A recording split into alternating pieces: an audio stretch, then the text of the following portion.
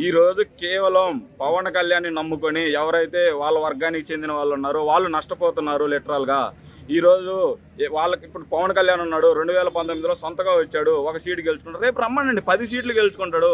రేపు నెక్స్ట్ అలా వెళ్ళాలి. కానీ వెళ్ళి పొత్తు ఈ రోజు ఏముంది, 7,000 కోట్ల ప్యాకేజ్ తీసుకున్నాడంట, వెళ్ళిపోయాడు. అతనికి ఏం సీఎం కూడా లేదు కదా. అతను నమ్ముకున్న వాళ్ళందరూ ఏమైపోవాలి ఇప్పుడు? లిటరల్గా నేను ఒక పవన్ కళ్యాణ్ని సినిమా స్టార్గా నేను అభిమానించేటండి. ఏ రోజైతే రాజకీయాల్లోకి వచ్చాడో రాజకీయాల్లోకి వచ్చి ఇలా చేయటం అనేది చాలా తప్పు.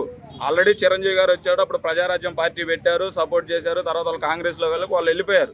తర్వాత పవన్ కళ్యాణ్ వచ్చినప్పుడు చాలా మంది ఏమన్నారంటే పవన్ కళ్యాణ్ వేరు, చిరంజీవి వేరు, అది ఇది అన్నారు. పవన్ కళ్యాణ్ వేరే, కరెక్టే కాదంట్లా. పవన్ కళ్యాణ్ ఈరోజు చేస్తున్నది లిటరల్గా అదే అడుగులు వేస్తున్నాడు కదా. ఈరోజు లోకేష్ చెప్పేశాడు సీఎం కాదు, పవన్ కళ్యాణ్ సీఎం కాదు అని. ఇంకా పవన్ కళ్యాణ్ అభిమానులు పవన్ కళ్యాణ్ కోటేసి ఏం ప్రయోజనం? చంద్రబాబు నాయుడు గెలిపిస్తారు.